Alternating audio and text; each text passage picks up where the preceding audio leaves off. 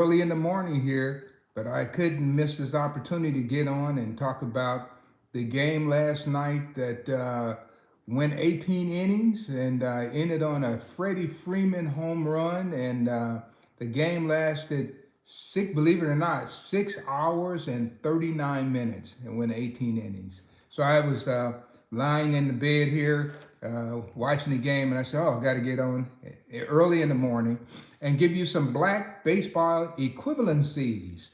And there's a lot of great games in the Negro Leagues and in black baseball history that went as long, and some of them pretty interesting. And of course, this just gives me an opportunity to talk about it. Of course, if you subscribe to the baseball channel like I do, all day long you're going to be hearing about this game. But this is the only place that you're going to be able to hear about some of the things that I'm going to tell you about related to extra inning games. And we say, no, we're not just going to say extra inning games. Let's say long extra inning games involving African American teams. So let's jump right into it. I've already put my chart together. And guys, if anybody can deliver information quickly, that's me. That's what I do. All right. So let's jump right in here and let's give you some facts. And we're going to be here and out of here as quickly as possible. So let's go to Monday, April 29th, 1901. The Cuban X Giants and the New Haven State League team played 14 innings at Sabin Rock Park. The game ended in a 7-7 tie due to darkness. Dan McClellan and Kid Carter pitched for the X Giants, and second baseman Saul White finished the game with 5 hits, and Bill Monroe slammed a pair of doubles. That was a 14-inning game. How about this one? Sunday, May 5th, 1929, in an extra inning game at Wilson Field in Nashville, Tennessee, the Birmingham Black Barons defeated the Nashville Elites in an 8-6 scores in 14 innings. Satchel Paige pitched all 14 innings and struck out 18 batters. Cannonball Willis struck out 12 batters for the Elites. We got a pitcher's battle going there. Okay, we're going to keep rolling. Saturday, May 29th, 1920, the Kansas City Monarchs played their first Negro National League home game at Association Park. I've been there many times on that field, versus the Indianapolis ABCs, and the ABCs captured the game by an 8-5 score in 14 innings. Okay, we're rolling along. Wednesday, June 24th, 1903, William Horn of the Algona Brownies struck out 19 men in a 14-inning game against Sioux Falls in Storm Lake, Iowa, to get the win. Okay, we're rolling along. Now we're going to 15-inning games. August the 3rd, 1917, the Indianapolis ABCs and Chicago American Giants played a 15-inning 2-2 tie game at Detroit's Navy Field. Every inning of the game was said to be replete with sensational plays. Okay, Sunday, May 4th, 1919, Rube Tyree of the St. Joseph Giants pitched the distance in a 16-inning game before losing 4-3 to the Chases at Catholic League Park in St. Joseph, Missouri. The Chases, have you ever heard of the Chase strawberry mash with the cherry in the middle? That's who is sponsoring the Chase team. Chase is the one who made that candy. All right, so we're going to July 9th, 1904. I'm looking at a 16-inning game. 16 innings are played by the Chicago Union Giants and the Eastern Hospital team in Kankakee, Illinois. The game ended with a tie score of 0-0. And Pfeiffer for the hospital team struck out 21 of the Union Giants and tossed a 5-hitter. All right, we're still rolling along. September 3rd, 1933, on a Sunday, the Baltimore Black Sox and Philadelphia Stars played 16 innings at Baltimore's Bugle Field before the Black Sox captured a 7-5 win. In the 16th, Herbert Rap Dixon and Iggy Dallard were purposely walked, but Bill Casey singled and drove in the winning runs. Okay, we're going to 17 innings now. All right, Tuesday, July 15th, 1902, African-American teams representing Macon, Missouri and Brunswick, Missouri played a seventh inning game that was won by Brunswick by the score of 8-7 in extra innings. I was always interested in that game because my relatives lived in Brunswick, Missouri. Matter of fact, we were slaves in Brunswick, Missouri. All right, so, all right, let's go to the next one. Sunday, August 11, 1901, the Algona Brownies played a 17-inning game against a picked team of Omaha players at Arnold's Park. The contest was a 0-0 game for 16 innings. In that final frame, an Omaha player was called out on a play at home. The call so disturbed the Omaha players that they walked off the field, and the game was awarded to the Algona Brownies. All right. Okay. We're still at 17 inning games. All right. We're rolling along, guys.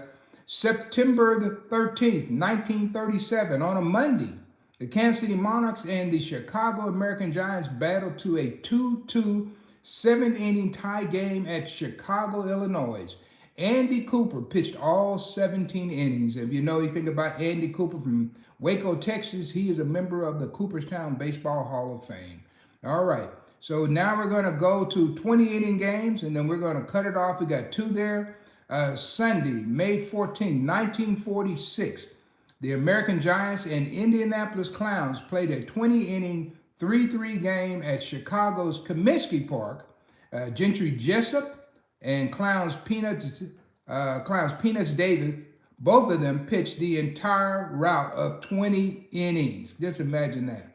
All right then. Here we go. Last one. Wednesday, August 16, 1922. Andrew Booth Foster's American Giants beat the Baccarat Giants of Atlantic City 1-0 in a 20-inning game at Chicago's Shoreline Park. There you have it, guys. In 7 minutes, I've given you probably so much history that for you to digest, it's going to take you all day to figure it out. You got some great teams and some interesting players, but you know, as you watch the Major League Baseball channel today, guys, they're going to continue giving you numbers of, long games and who hit home runs, and none of it will include anything related to the Negro League. So I just wanted to come on this morning and give you some Negro League equivalencies. And man, we've just rattled this off. And this is what I do. Now, once again, my name is Phil Dixon. I do a segment called This Day in Black Baseball History. I do it almost nightly, unless something happens where I'm just out speaking, just too busy to get to it. Of course, I'm going to start recording in advance.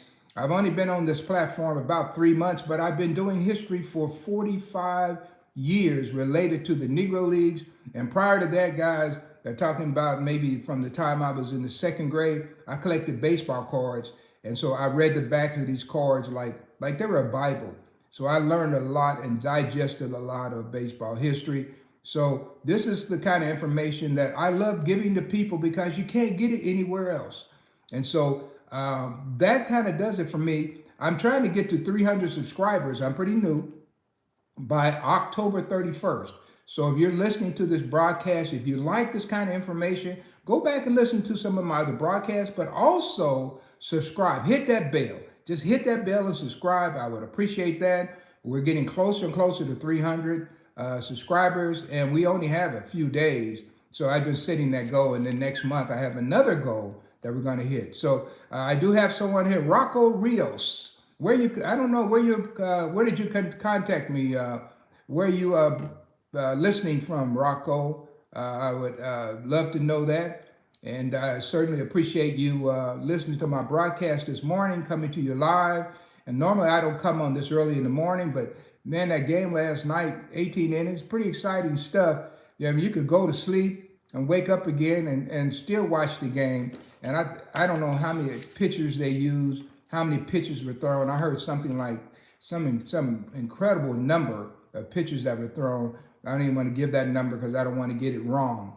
But anyway, guys, I just want to thank you. This is a short broadcast, but it's loaded with Hall of Famer and good baseball that has come down through the ages in the Negro baseball leagues played by African American teams in history that you really rarely get a chance to hear. So guys, It's 10 minutes. I'm out of here. Have a wonderful day and keep watching the World Series. It should be pretty exciting coming down to the end. It looks like the Dodgers have the advantage moving forward, but you know, you never know. You can't count anybody out. I've seen that. I remember in 1985, I covered that World Series for the Kansas City Call, and of course, I live in Kansas City, so I covered that World Series, and the Royals were down by 3 games and came back and won the World Series. So it's possible. Anything is possible, but Toronto certainly has a challenge because the Dodgers are on a roll right now after that 18-inning game last night. Thank you, guys. You have a nice day, and I will be back later on tonight to do a live on this day in African American baseball history, and I've got some good stuff tonight, and I'm going to bring you what I give the history, then I give you commentary that's related to all of my 45 years as being an African American baseball historian. And guys, I always tell people, I don't have a job. I have a passion, and I've been keeping that passion alive for over 40 some odd years. Hopefully I can keep on going, keep it going, all right? Thank you, guys. You have a nice day. Bye.